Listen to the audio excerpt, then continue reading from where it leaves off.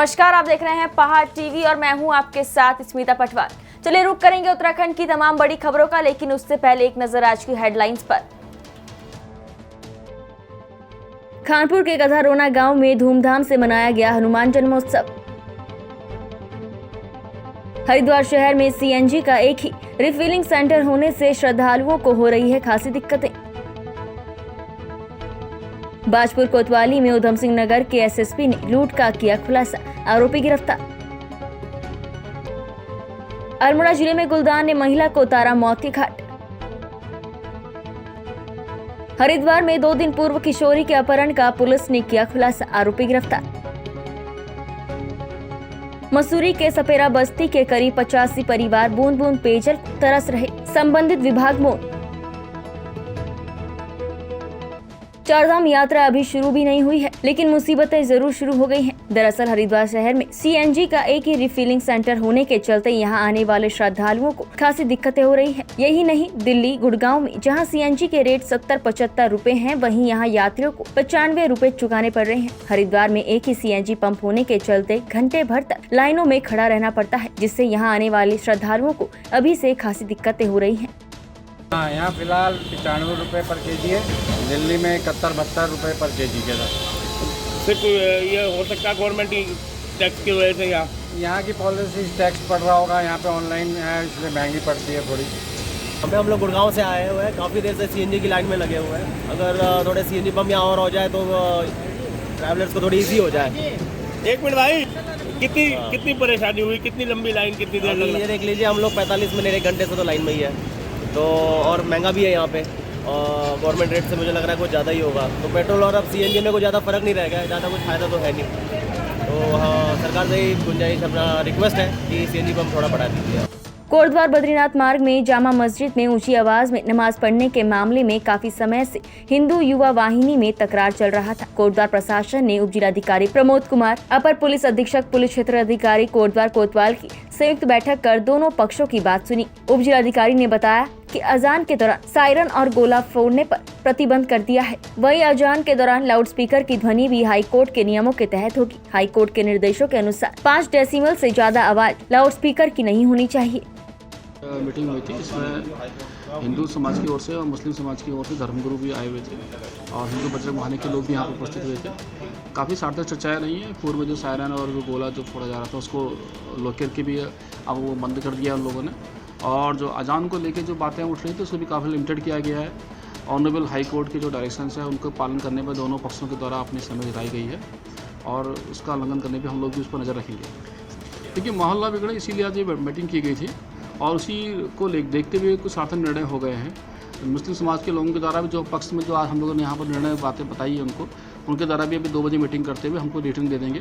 उसके बाद एक सहमतिनामा बना करके उसको रख लिया जाएगा। तो देखिए, लाउड स्पीकर्स के बारे में पहले से ही डायरेक्शन दिए गए हैं कि ऑनरेबल जिसको लाउड स्पीकर लगाना है और परमिशन लेकर के वो लगा सकते हैं। और रेजिडेंशियल जोन में जो उसकी लिमिटेड टाइमिंग जो उसकी टाइमिंग है, उसको जो डेसिबल की मात्रा है उसको ठीक करने के लिए भी हमने बता दिया है।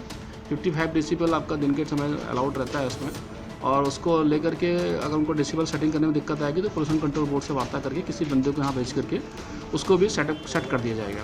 गर्मियां शुरू होते ही वन्य जीवों के सामने पीने के पानी की समस्या खड़ी हो जाती है, इसलिए वो आबादी क्षेत्रों का रुख करते हैं। हरिद्वार वन प्रभाग ने इस समस्या से बचने के लिए वन प्रभाग की सभी रेंजों में दर्जनों वाटर होल्स तैयार किए हैं। साथ ही इनमें पानी भरने की व्यवस्था की जा रही है। जंगली जानवरों की सुविधा के लिए वन विभाग की ओर से कुछ नए वाटर होल्स भी तैयार किए गए हैं। वन विभाग के अधिकारियों का कहना है कि वन्य जीवों की पानी की आवश्यकता और उनकी सुविधा को देखते हुए वाटर मोटर ट्यूबवेल के जरिए पानी के गड्ढों को भरा जा रहा है।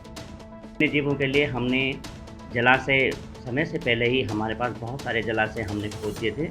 उनका प्रॉपर तरीके से हमने मेंटेन किया हुआ है। वहाँ पे प्रॉपर पानी की व्यवस्था की जाती है।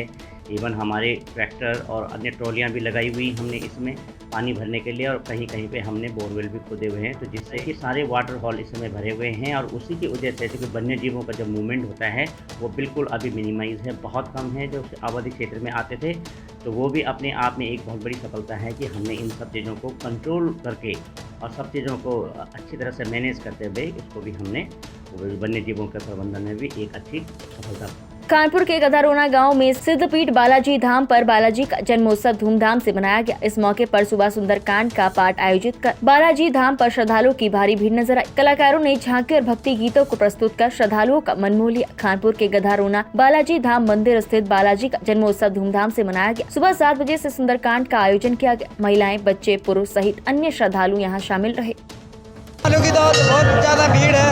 सिद्धपीठ मंदिर है ये, संकट मोचन, ठीक है। और हो गए मंदिर को, बहुत प्रसिद्ध मंदिर है ये उत्तराखंड में। बालाजी संकट करते हैं, आधी से ज्यादा बीमारियां दूर होती है।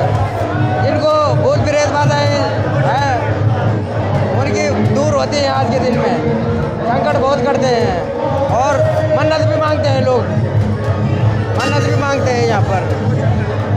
कोरोना से ये दूसरी बार हो रहा है। 2 साल तो हुआ नहीं हनुमान जयंती का प्रोग्राम, 2 साल के बाद ये हो रहा है। यहाँ पर सुंदरकांड का हो गया, कीर्तन भजन हो गए और भंडारे का आयोजन भी है। सल्ट कॉर्बेट टाइगर रिजर्व की सीमा से अल्मोड़ा जिले के विकासखंड सल्ट जन गांव की एक महिला शुक्रवार को घास और लकड़ी लेने जंगल गई थी। महिला जब शाम को घर वापस नहीं लौटी तो परिजनों के बीच अफरा तफरी का माहौल बन गया। ग्रामीणों ने ग्राम प्रधान महेश भारद्वाज को सूचना दी तो ग्राम प्रधान ने प्रशासन, पुलिस, वन विभाग को सूचना दी। महिला को शनिवार सुबह परिजनों, वन विभाग, पुलिस, ग्राम प्रधान, ग्रामीणों की मदद से रेस्क्यू किया गया, जिसके बाद पुलिस ने पंचनामा भर कर आगे की कार्रवाई शुरू की। हरिद्वार में 2 दिन पूर्व हुए किशोरी के अपहरण का खुलासा हो चुका है। शहर कोतवाली पुलिस ने आरोपी को मुजफ्फरनगर से पकड़ा है। आरोपी किशोरी का अपहरण कर अपने गांव मुजफ्फरनगर तुगलकपुर ले गया था। पुलिस ने किशोरी को सकुशल बरामद किया है। मसूरी में पर्यटन सीजन शुरू होते ही पेयजल की समस्या शुरू हो गई है। मसूरी के बाराकेची मार्ग पर स्थित सपेरा बस्ती में पिछले 1 महीने से पेयजल की आपूर्ति नहीं हो पा रही है, जिससे लोगों को भारी परेशानियों का सामना करना पड़ रहा है। मसूरी के सपेरा बस्ती में पेयजल आपूर्ति न होने को लेकर Mussoorie traders and welfare association के अध्यक्ष रजत अग्रवाल और मजदूर संघ के महामंत्री देवी गोदियाल के नेतृत्व में सपेरा बस्ती की महिलाओं और लोगों ने गढ़वाल जल संस्थान में पहुंचकर कार्यालय में धरना प्रदर्शन कर जल्द पेयजल आपूर्ति की मांग की है। उन्होंने कहा कि जब तक उनके नलों में जल नहीं आ जाता तब तक वो कार्यालय में धरना देते रहेंगे। मसूरी में सीजन से पहले ही पानी की भारी किल्लत हो गई है, पेयजल की भारी कमी है। माल रोड से जुड़ता हुआ क्षेत्र जो है बाराकेची का क्षेत्र जो किंगरेक को जोड़ता है, वहाँ पे करीब 85 परिवार वास करते हैं। ताज्जुब की बात यह है कि पिछले 1 महीने से पानी नहीं आया और हमारे कई बार निवेदन करने से, आग्रह करने पर भी कोई पानी की वहाँ सुविधा नहीं उपलब्ध हो पाई है। मसूरी में जहाँ एक तरफ 144 करोड़ की योजना पानी की चल रही है, वह कुछ हज़ार, कुछ लाख रुपए देने पे अगर एक समाज को, एक निम्न वर्ग के समाज को अगर पानी की आपूर्ति हो जाती है, जिससे कि अपनी एक महामारी से बच सके, बच्चों को साफ सुथरा रख सकें, उसकी सुविधा सरकार को, प्रशासन को करानी चाहिए। लेकिन उत्तराखंड जन संस्थान द्वारा पानी की भारी कमी इस क्षेत्र में करी गई है। ये मानव अधिकार का हनन है और हम जल्दी मानव अधिकार में भी इसकी को दस्तक देंगे। मुख्यमंत्री हेल्पलाइन में कंप्लेन करेंगे और जरूरत पड़ी तो इसका आंदोलन उग्र करेंगे। आज धरातल पे लगता है कि हर घर हर नल की योजना एकदम फेल है। इस पूरे इलाके के लोगों को और ऐसे कई और क्षेत्रों के लोगों को सिर्फ वोट बैंक के नाम पर और सिर्फ एक भीड़ इकट्ठा करने पर, रैलियों के नाम पर इकट्ठा किया जाता है और जब मूलभूत सुविधाओं की बात आती है तो इनको दरकिनार कर दिया जाता है।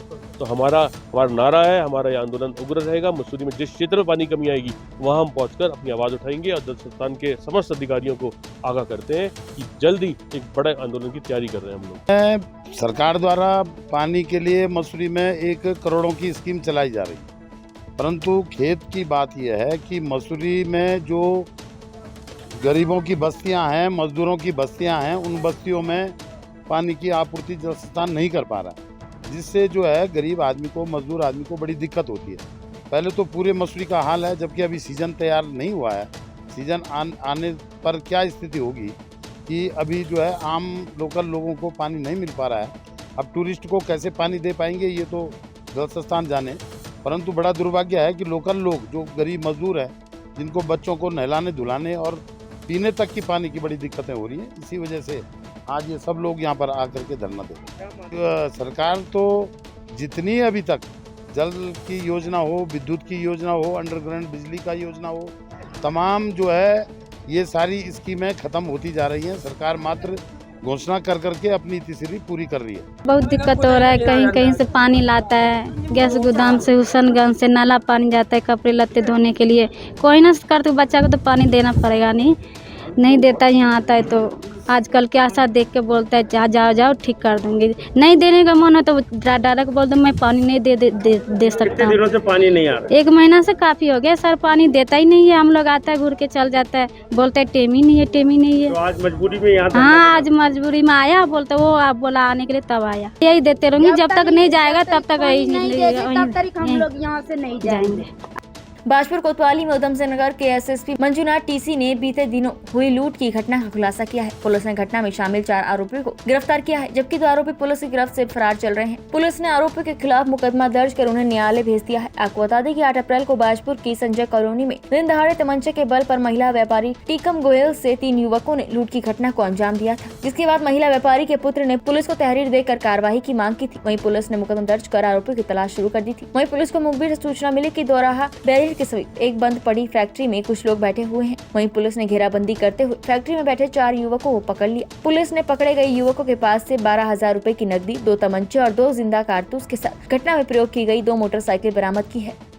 सबको अवगत है कि पिछले हफ्ते दिनांक 8/4/2022 को दोपहर के टाइम में संजय कॉलोनी बाजपुर में एक दुकान पर एक महिला को ओवरपावर करते हुए 3 लोगों द्वारा लूट की घटना को अंजाम दी गया। एक महिला को ओवरपावर करते हुए उनको डरा धमकाकर तमंचे की दम पर लूट की घटना को अंजाम दिया गया है। तहकीकात में ये पाया गया अन्वेषण के दौरान कि केवल ये 3 लोग नहीं थे, लाने में और भगाने में सहयोग देने के लिए टोटल सीसीटीवी कैमरास को जब देखें तो कुल मिला के 6 लोग थे।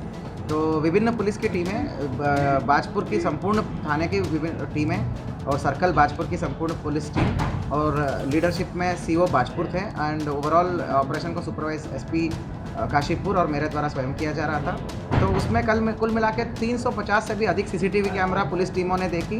तो इससे अभियुक्तगण का साफ चेहरा, हुलिया सब कुछ पता चल गया, फ़ोटो पता चल गया। तो इसके बाद जो है टेक्निकल और मैनुअल आधार पर भी तो काम कर लिया गया। इसी का जो नतीजा है कि कल शाम को हमको एक सफलता हासिल हुआ, जिसमें दोराहा क्षेत्र में से 4 अभियुक्तों को हमने पकड़ा। तो चंद्रपाल, हरिकिशन, उदयपाल और सौरभ। तो इसमें वारदात में लूटी गई 12,000 रुपये नकदी, 2 आदत तमंचे, 2 कारतूस और घटना में प्रयोजित किए गए 2 मोटरसाइकिल भी बरामद हुआ है।